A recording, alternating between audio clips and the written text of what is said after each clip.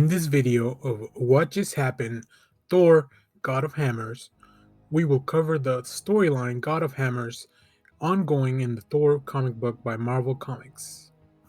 Thor is the god of thunder and all-father of Asgard.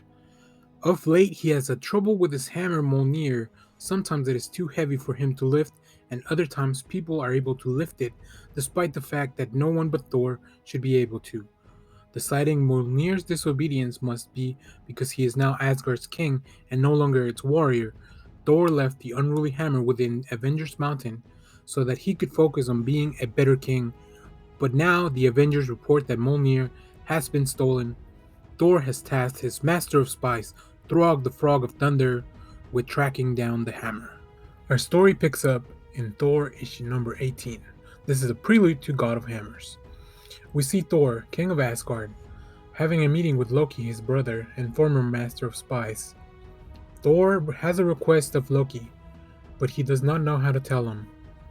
He needs help finding Mjolnir, as Loki is one of the people that knows his secret where he can lift the hammer. Loki unfortunately tells Thor that he now is also king and must not interfere in such affairs. So Loki turns his brother down for the favor, and Thor has to look elsewhere for help on this matter. Here enter Throg, Frog of Thunder, an ally of Thor and long king of his own kingdom. Thor goes to Throg for help, and Throg immediately works to assemble his own special type of Avengers.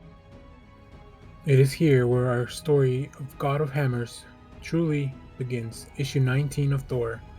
We flash back to the forming of Mjolnir and the enchantment given by Odin in the forges of Nidavellir. Annihilation and nothing else. Thor, now desperate for answer, goes to the only person who might be able to help, the Odin father, his father. As Odin and Thor reach Nidavellir in the forge, they find nothing but death. Someone has killed all the dwarves and destroyed the forge. But who can wield such a force? Following the path of destruction by Mjolnir, death clears the way all the way to Jotunheim, where Loki has now been hit by the same destructive force that killed everyone on Nidavellir. And now the king of Jotunheim, Loki, must interfere.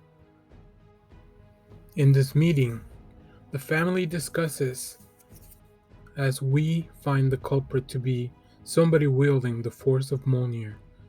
But who could be powerful enough to do that? What other realms might be hit? What are the legends behind the true forming of Mjolnir and the power that resides within the hammer? Is it an entity that's alive? As the meeting transpires, more suffering. Sif shows up and interrupts the meeting, as they must come with her to a new realm. A realm close to Thor's heart, and as we discover, not even Midgard is safe from the wrath of Mjolnir.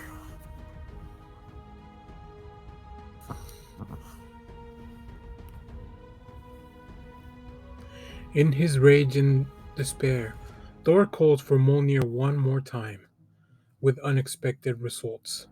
As Mjolnir shows up, there is nothing but destruction.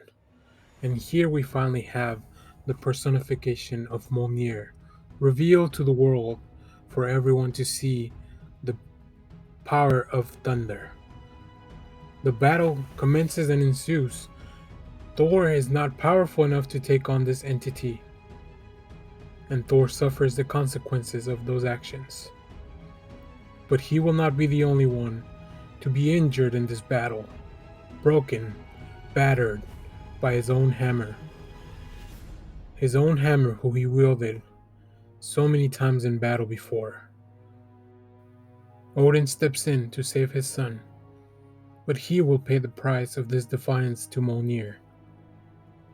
The all-powerful Sif transports Mjolnir far, far away, and now when they think they are safe, Mjolnir returns with a vengeance to reveal the rage of Mangog.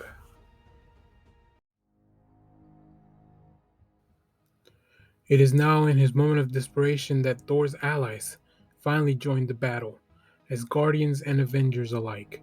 Beta Ray Bill, his mother, his siblings, the Avengers, they are all here to destroy the Thunder. And Mjolnir does not hesitate to take on Thor's allies, as guardian and human alike. They all fall one by one to her might. The rage of Mangok cannot be stopped, and in the desperation Thor reaches out to his mother. Gaia answers Thor's prayers and loans Thor her power, the power of Earth. But this will not be enough to defeat Mjolnir. Gaia's strength is not enough, and Odin realizes this. Odin knows that the only way for Thor to achieve the Odin Force is for Odin to be gone. So he makes the ultimate sacrifice, and now the Odin Force is fully transferred over to Thor. But will this new power of the Odin Force combined with Gaia's might be enough to stop Mjolnir? Thor number 23, the finale of God of Hammers. We flash back to a time when Thor was merely understanding how to use Mjolnir, learning from his father Odin, the All-Father.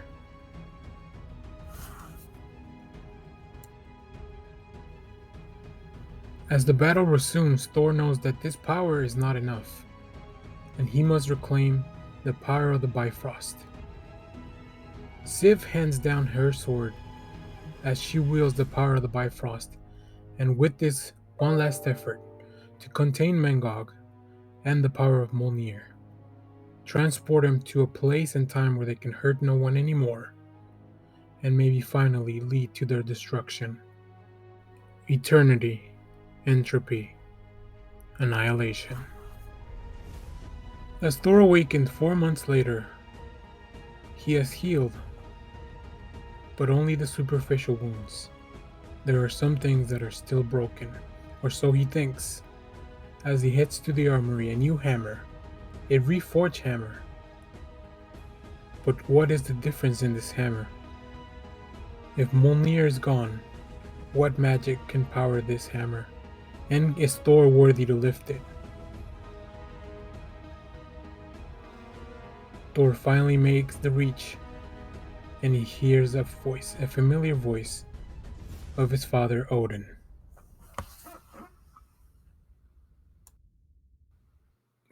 Coming up on Thor, on the next issue we have A Funeral for a Father, a special supercharged issue of Thor with many artists.